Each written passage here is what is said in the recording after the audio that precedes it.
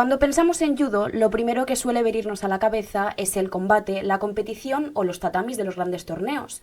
Pero el judo es mucho más que eso. Detrás de este deporte hay una filosofía basada en valores como el respeto, la cooperación o la empatía, que pueden tener un papel muy importante dentro de la escuela. Hoy hablamos con Carlos Montero, investigador del área de Ciencias del Deporte de la Universidad Miguel Hernández y uno de los impulsores del proyecto Ayudo, una iniciativa que lleva el judo a clases de educación física para prevenir el bullying. En esta entrevista vamos a descubrir cómo un deporte que muchos asocian al enfrentamiento puede convertirse en realidad en una herramienta educativa para mejorar la convivencia en las aulas. Buenos días, Carlos, ¿cómo estás? Muy bien, buenos días, encantado. Si tuvieras que explicarle este proyecto a alguien que no le conoce, ¿qué le dirías? Bueno, pues en primer lugar que es un proyecto original, que está basado en evidencias y que viene a intentar solucionar un problema social grave que pues está al orden del día. En principio es muy motivante tanto para los profes de las clases de educación física como para los propios alumnos que participan y bueno, pues casi siempre cuando hablamos de judo para prevenir el bullying, que es un poco lo que está detrás, existe el malentendido para aquellos desconocedores de nuestra disciplina y se van a esa rama un poco de, bueno, esto es un combate, es una lucha, pues les van a enseñar a defenderse. Bueno, quizás lo primero que habría que aclarar claramente es que, como muy bien dices, es una herramienta educativa y se trata de un proyecto de corte psicosocial. En ningún caso se trata de enseñar a nadie a defenderse, aunque es verdad que las habilidades podrían servir para eso, pero no es el objetivo. Me comentabas antes de empezar que tienes gente a tu alrededor que te está ayudando a impulsar este proyecto. Cuéntame un poquito más. Sí, efectivamente. Bueno, esto nace hace 10 años, un poco más. Yo trabajo en el Centro de Investigación del Deporte, de aquí de la Universidad Miguel Hernández, y dentro de las reuniones que tuvimos, pues los responsables del centro de investigación sugirieron que hiciéramos públicos nuestros intereses a la hora de investigar. Ahí fue donde yo personalmente mostré mi inquietud por lanzar una línea de investigación, que sería mi línea de investigación principal y que tenía que ver con cómo a través del judo podíamos prevenir el bullying. Y bueno, pues desde entonces hasta hoy se han sumado al carro pues muchas personas sin las cuales habría sido imposible. Pues fundamentalmente Eduardo Cervelló, Alba Roldán, David Barbado dentro del centro de investigación, que me han ayudado muchísimo.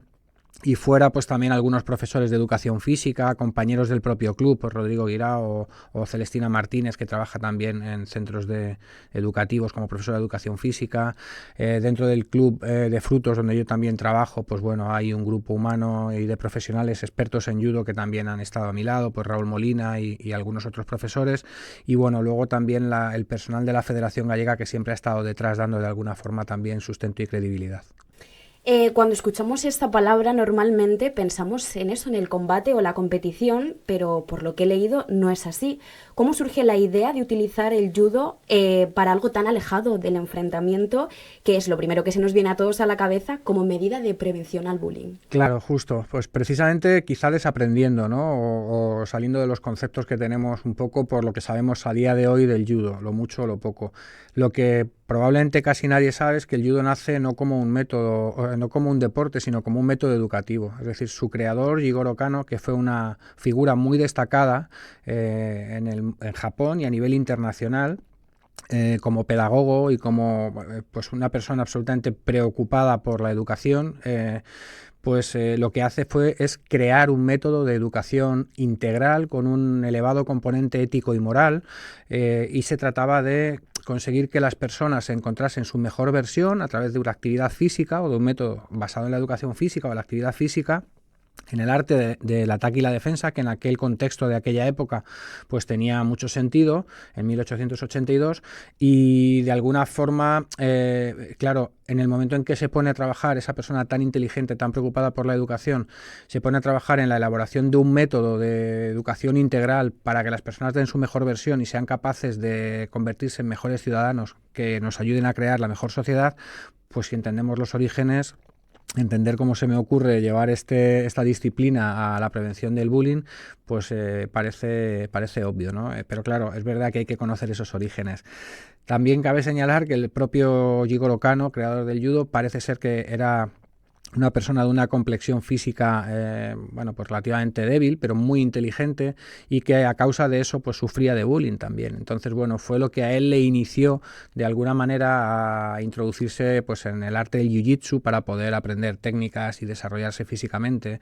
Y bueno, pues digamos que hay muchas analogías que a mí particularmente me hacen aproximarme a la solución del problema a través de esta herramienta que parece estar diseñada para eso. O sea que los inicios de este deporte están completamente conectados con este proyecto. Pues sí, en realidad ni siquiera yo al principio estaba tan convencido de ello, pero cuando empezamos a estudiar nos dimos cuenta de que efectivamente todo converge, ¿no? Porque ya no solo la casualidad de que el creador del judo pues sufriera bullying, que bueno, no deja de ser una anécdota, y que eso fuera lo que le llevó a intentar formarse en este tipo de disciplinas, sino el hecho de que, y eso sí lo sabíamos, claro, el hecho de que lo que ese señor tan inteligente se puso a descifrar y a pensar era cómo sacábamos todo el provecho posible del arte del ataque y la defensa, de la lucha, pues para hacer un sistema educativo absolutamente novedoso en la época y que a día de hoy aún sigue siendo revolucionario. Desgraciadamente el bullying es un problema que tenemos a la orden del día. ¿Y qué viste en las aulas que te hizo pensar que esto tenía que cambiar de alguna manera? ¿Qué problemas queríais abordar con este proyecto? Bueno, el tejido social está absolutamente sensibilizado a día de hoy y desde hace ya muchos años, desgraciadamente, con la problemática del bullying. Digamos que todos hemos escuchado pues prácticamente todas las semanas, por desgracia, escuchamos información referente a sucesos que se están dando, los datos de prevalencia, las consecuencias, chicos, chicas que llegan no solo a padecer ansiedad y problemas graves de diversa índole, sino que llegan a suicidarse. Evidentemente, la problemática es lo suficientemente grave como para pensar que de alguna manera hay que hacer algo. Es verdad que yo en aquel momento veo una problemática social. Nosotros los judokas tenemos por defecto pues la sensación de que con nuestro deporte podemos solucionarlo prácticamente todo, y esa era la mía también. Yo como judoka de toda la vida, yo practico judo desde los 5 años. Y bueno, pues como investigador en el Centro de Investigación del Deporte, ya te digo, surgió lo de la línea de investigación y digamos que empecé a atar cabos y a pensar, pues podemos intentar con rigor, con ciencia detrás, podemos intentar darle solución o aportar nuestro granito de arena a este problema que realmente es complejo. Sé que este programa no es solamente práctico y que os habéis querido basar mucho en lo que es la teoría. ¿En qué bases psicológicas se basa y en qué marcos científicos este proyecto? Bueno, fundamentalmente nosotros cuando empezamos con este proyecto en los inicios, lo que yo hice, yo sabía bastante de judo, pero no sabía tanto de bullying. Entonces empezamos a revisar literatura y a analizar pues la complejidad del problema, las características, los diferentes tipos y los antecedentes de las conductas de acoso y victimización, y también los programas que mejor estaban funcionando y que eran las sugerencias que pues que teníamos de los autores previos que estaban trabajando en ello, ¿no? En la prevención. En ese sentido, bueno, pues una vez que empezamos a trabajar en todo aquello, también acudimos a los marcos teóricos que nos pudieran ayudar a entender pues las conductas de los seres humanos, ¿no? A partir de, en este caso, pues sus antecedentes. Y ahí encontramos el marco de la teoría social cognitiva de Bandura y que de alguna forma, o todas las teorías que tienen que ver con este marco, pues lo que nos hacen es, nos explican las conductas de los seres humanos a partir de un diálogo existente entre las características personales y el entorno en el que nos desarrollamos. Es decir, el entorno es absolutamente determinante para que yo, con mis características, termine llevando a cabo una serie de conductas o no, o teniendo incluso una serie de emociones o pensamientos. A partir de ahí, yo ya venía trabajando en el contexto del alto rendimiento fundamentalmente con la teoría de la autodeterminación, que es uno de los referentes dentro de estos marcos teóricos y nos ayuda muy bien a entender las conductas de los seres humanos a partir de sus motivaciones. En ese sentido, pues la teoría nos dice claramente eso: las personas estamos en un contexto o en diferentes contextos rodeados de otras personas que son muy determinantes para que terminemos sintiéndonos autónomos, competentes y bien relacionados. o no. Y en la medida en que tengamos esas tres necesidades psicológicas básicas, que es lo que son universales y esenciales para la salud y el bienestar, pues cubiertas, digamos, llegamos a unas motivaciones mucho más autodeterminadas. Eso quiere decir que son motivaciones que conducen a consecuencias más adaptativas. ¿Qué quiere decir esto? Que parece ser que en función del tipo de motivaciones que tengamos en los diferentes contextos, y está mostrado y demostrado por multitud de evidencias, pues así tenemos una serie de conductas o no. Y así podemos pues predecir la conducta de acoso o victimización a partir de ese marco teórico, que es uno de los que manejamos frecuentemente para explicar estas conductas. Este proyecto se basa sobre todo en una sinergia de profesionales, vosotros como ese primer contacto, y luego sé que formáis a docentes de estos centros escolares y que hacéis varias sesiones con ellos. Coméntame un poquito cómo es ese contacto y qué hacéis en esas sesiones. Efectivamente, bueno, digamos que la intervención que nosotros diseñamos a partir de esa revisión bibliográfica y de, digamos, las necesidades existentes y de las sugerencias de los otros autores, ya teníamos la intervención, ahora hay que hacerla llegar a los centros educativos. En ese sentido tenemos dos vías fundamentales. Una, formamos a los propios profesores de educación física para que ellos intervengan en sus clases y propongan la situación de aprendizaje cuando más o menos lo creen oportuno. Y otra, nuestro equipo de profesionales expertos en judo se forman en el método Ayudo y van directamente a las clases de educación física para implementar la intervención con la ayuda, el auxilio o el acompañamiento, depende del profesor de educación física, que no tiene por qué conocer la metodología. Entonces, digamos que tenemos dos vías de formación de profesionales, una las de profesores de judo, que aprenden mucho sobre bullying y que aprenden mucho sobre el método, que no es más que cómo hago con la herramienta judo educativo para poder prevenir el bullying. Y la otra, pues los cursos que hemos hecho a multitud de profesores de educación física, sobre todo en la Comunidad Valenciana, a través de los CEFIRES, por ejemplo. Entonces hemos estado durante algunos años formando a profesores de educación física en el método. Ellos tienen que aprender un poco más de judo y también algo de bullying, pero digamos que ahí surge la pregunta de, ¿yo, profesor de educación física, sin saber nada de judo, voy a poder hacer esto? Y bueno, la respuesta claramente es que sí.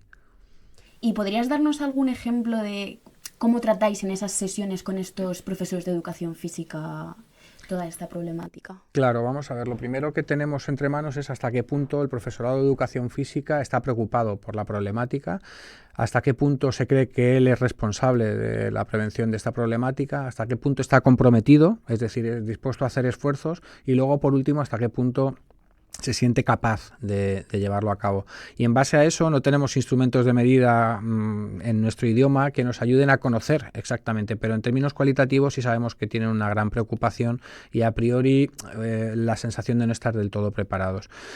Por eso estamos validando un instrumento de medida que nos ayude a entender realmente con datos cuantitativos cómo es la situación real, pero una vez que entendemos que efectivamente esa preocupación está y la ausencia de a priori conocimiento y capacidad para poder afrontarlo, pues digamos que lo que hacemos nosotros es, en las sesiones, primero les damos un buen marco teórico sobre qué es el bullying, les hacemos comprender de qué se trata, cómo los agentes sociales involucrados, etcétera, y les enseñamos cómo a través de juegos y ejercicios básicos de judo pues pueden llegar a trabajar sobre los antecedentes. Te pongo un ejemplo claro. Por ejemplo, si a nosotros la ciencia nos dice que la falta de empatía es una de las cosas fundamentales por las que los chicos terminan agrediendo, es decir, no soy capaz de ponerme en el lugar del otro, por lo tanto es más fácil que yo termine agrediéndole.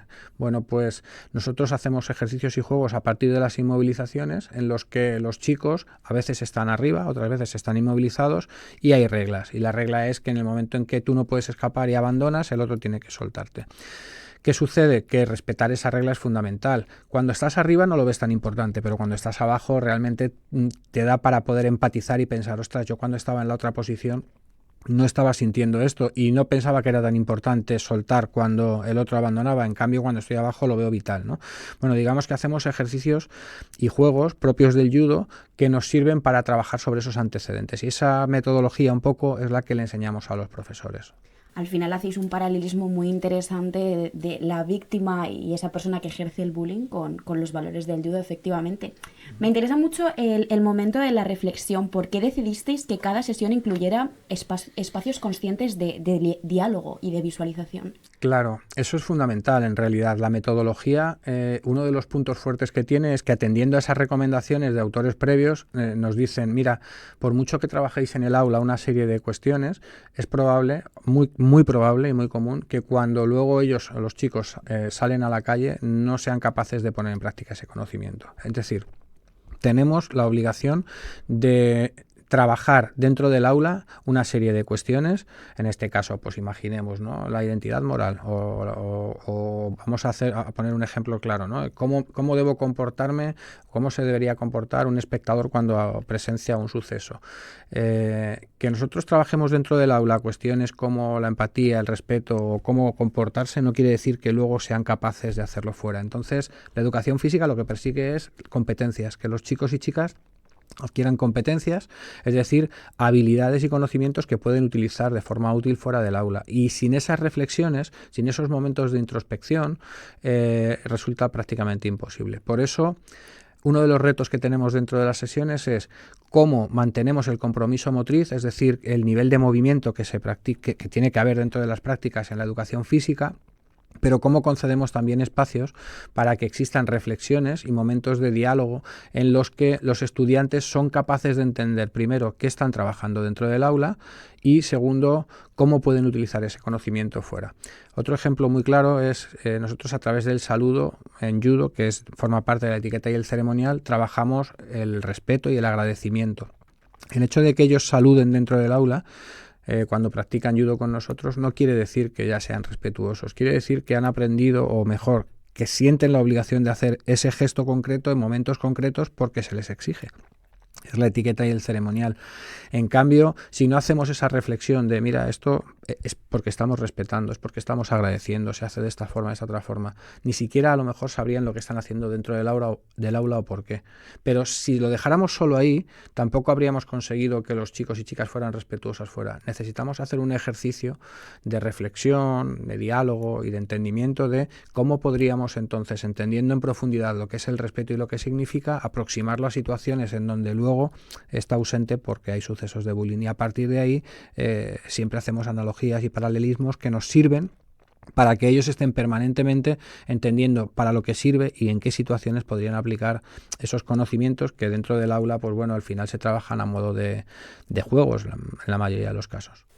Súper interesante también esta reacción de los estudiantes ante este proyecto, porque claro, necesitan un contexto, un porqué. Entonces, ¿cuál es esa primera reacción cuando tienen la primera sesión con su profesor de educación física y vamos a aprender judo?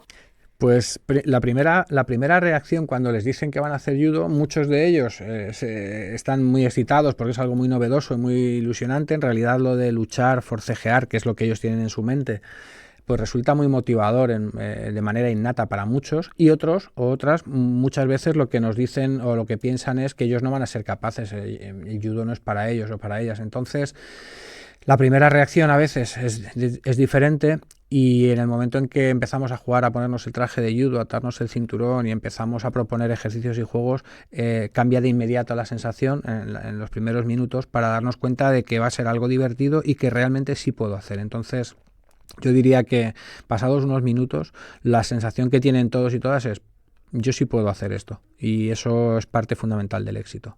O sea, esa reacción en el momento que se ponen ese traje de judo, que pisan ese tatami por primera vez, ¿es tan inmediata? Sí, porque realmente la metodología está pensada, y nosotros nos fundamentamos en el método de Frutos, que fue mi maestro de judo y era también, estaba muy obsesionado con la parte de la metodología, de cómo enseñar esto de manera fácil y divertida.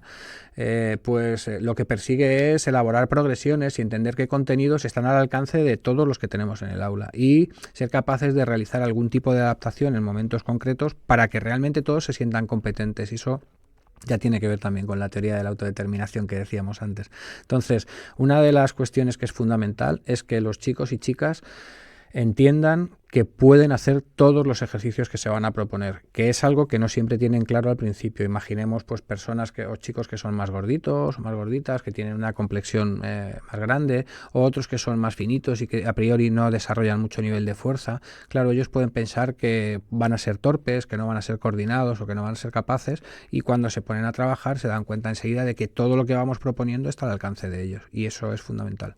Y conforme avanzan esas sesiones, ya hemos visto que al principio sí que ya empiezan pues a demostrar interés, a ver que no es un combate todo esto, pero a raíz que van teniendo más sesiones con el docente, ¿qué habéis observado? ¿Qué cambios habéis observado los estudiantes? Bueno, como imaginamos, ellos empiezan con esa incertidumbre de qué será lo que vamos a hacer, empiezan a jugar, de repente se ven jugando al judo, vamos a decir, haciendo juegos y ejercicios típicos de esta disciplina, pero cuando pasan una serie de sesiones ellos empiezan a ser conscientes de que el objetivo prioritario no es el judo. Las técnicas de judo son un medio solo para convertirnos en mejores personas y sobre todo mejores ciudadanos. Es decir, estamos permanentemente ayudando a entender cómo podemos generar climas de paz y convivencia. Y al principio eso es imposible de entender cuando vamos a empezar, pero en cuanto llevamos algunas sesiones, yo creo que todos, profesores de educación física y los propios estudiantes, se dan cuenta de que exactamente estamos jugando a ser mejores ciudadanos.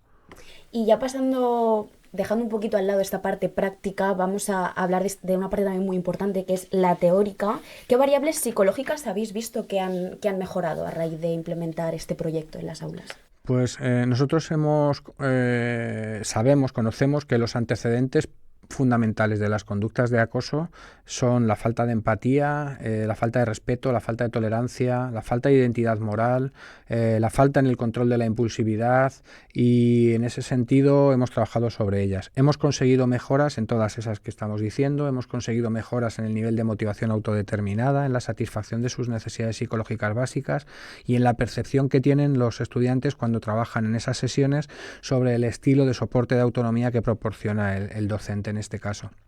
Y esos serán objetivos prioritarios. Hemos conseguido resultados muy satisfactorios en las conductas de acoso. Quiere decir, las personas que están dentro de las sesiones con nosotros terminan acosando menos, terminan perpetrando menos, y tenemos un reto o un margen de mejora en la parte de la victimización. Si bien es verdad que se producen descensos en la victimización, se sienten menos victimizados, no existen las diferencias que nos gustaría todavía, y ya sucede en otros programas de intervención. Si lo analizamos despacio, tampoco hemos conseguido los resultados esperados, aunque sí mejoras en el nivel de resiliencia. Bueno, todos los marcos teóricos nos dicen que cuando uno se experimenta resiliente, es decir, se siente resiliente, sabes que está muy de moda, es un poco esa capacidad de salir indemne de situaciones difíciles, no solo de ser capaces de salir airosos, sino también de que ocasionen el menor daño posible.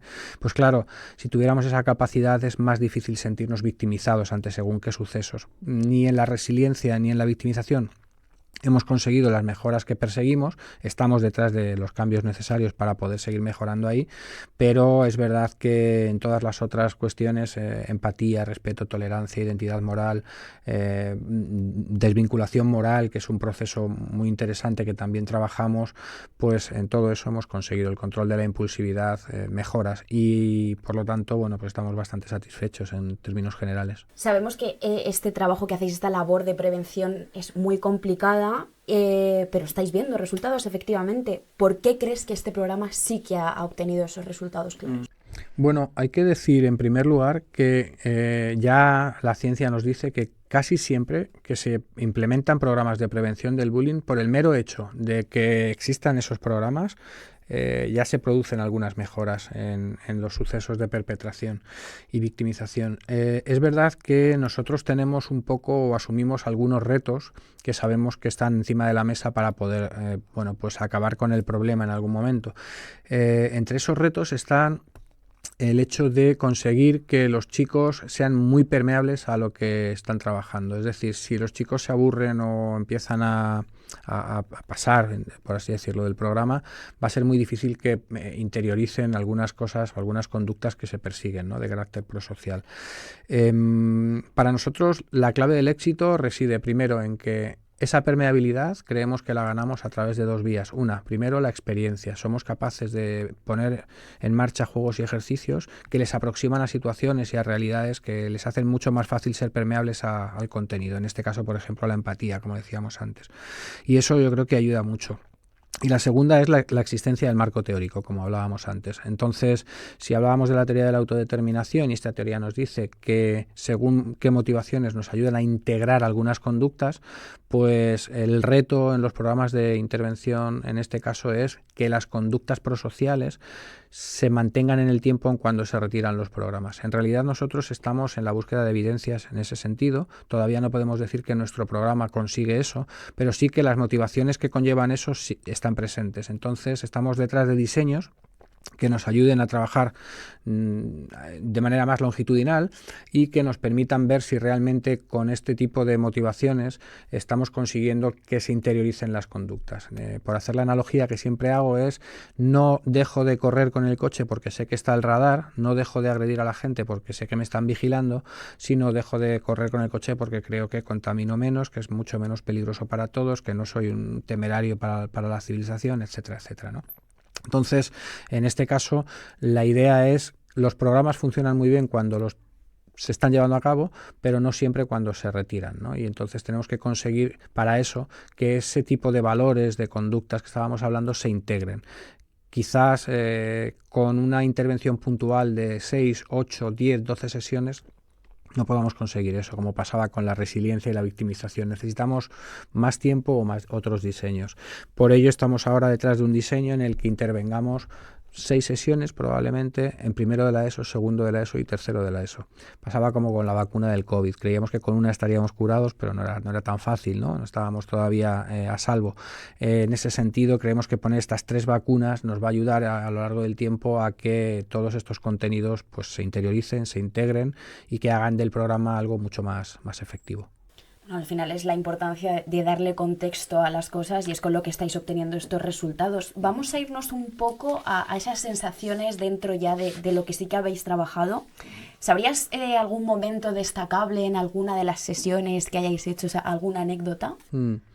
Bueno, sí, yo diría que hay algunos momentos que son muy interesantes, son, digamos, muy representativos de lo que es nuestro programa. Por ejemplo, dentro de las actividades que proponemos o los juegos se producen, me gusta mucho cuando proponemos a los chicos y chicas que libremente, con el uso de los cinturones, incluso de sus propios cuerpos, elaboren una imagen, una figura o cualquier cosa que tenga que ver con todos los contenidos que estamos trabajando, la prevención del bullying, etcétera. Entonces, bueno, es muy interesante ver cómo ellos, pues su creatividad, cómo colaboran, cómo se coordinan y salen algunas figuras, algunas imágenes que son realmente creativas, interesantes y que nos hacen pensar en términos muy cualitativos que realmente están entendiendo de lo que estamos hablando. Y luego, otro de los casos interesantes es que, bueno, sabes que el proyecto está financiado por el Ministerio. Realmente hubo un momento en el que trabajamos sobre la prevención del bullying en términos generales y luego el proyecto del Ministerio realmente lo que ocupa es cómo prevenimos el bullying hacia personas con discapacidad, entendiendo que estas personas son más vulnerables por las diferencias que presentan, etcétera.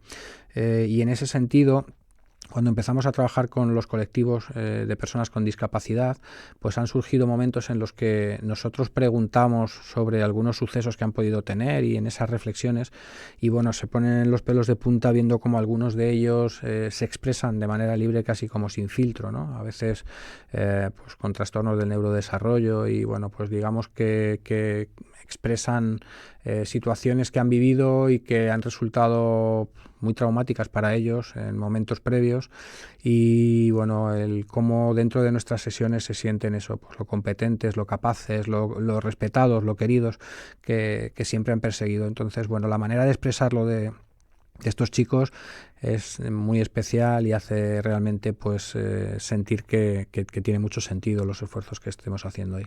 Ya que me has hablado de esta proyección a futuro que tiene el proyecto, obviamente esto es pues ir viendo resultados, prueba y error. Me has comentado estas 6 sesiones de más que queréis implementar, estas personas con discapacidad. ¿Qué otros retos crees que tenéis en el futuro para enfrentar este proyecto? Bueno, el reto principal ahora, como hasta ahora, digamos, yo he estado muy muy obsesionado con generar evidencias, que está funcionando bien, que funciona un poco peor, pero digamos, ya tenemos una píldora, una pastilla, una intervención que nos sirve para hacer cosas que sabemos que sirven para lo que sirven, ¿no? Y para lo que estamos buscando. El reto ahora es seguir generando evidencia, pero transferir el proyecto a la sociedad. Si hasta ahora hemos llegado pues hasta más de 5.000 niños y niñas seguro en la Comunidad Valenciana fundamentalmente, el reto ahora es expandir el proyecto y que llegue a nivel nacional a muchos centros educativos a través de profesores de educación física y a través de profesores de judo. Y en ese reto estamos ahora inmersos, pues dándole un poquito más de visibilidad, trabajando con las federaciones y montando otro tipo de formaciones, ¿no? Ahora, por ejemplo, en la universidad tenemos una microcredencial universitaria financiada por fondos europeos que precisamente trabaja en paralelo con profesores de educación física y profesores de judo a nivel nacional para que puedan aprender el método e empezar a implantarlo de la mano de nuestro equipo en diferentes sitios. Entonces, el reto ahora es que el proyecto llegue, que la intervención llegue a mucha gente. Con esto llegamos al final de esta conversación con Carlos Montero sobre el proyecto Ayudo. Hoy hemos visto que el judo no es solo un combate o una competición, también es respeto, autocontrol y cuidado del otro.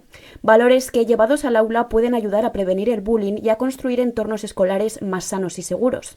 Gracias por acompañarnos y demostrarnos que a veces detrás de un deporte hay mucho más de lo que vemos a primera vista. Muchas gracias. Muchísimas gracias a vosotras por el espacio y nada, pues ojalá que el proyecto se conozca y que se entienda las posibilidades que el judo educativo tiene y ofrece a la sociedad, no solo a nivel de iniciación deportiva, que es un deporte completísimo, sino también dentro del contexto de la educación física.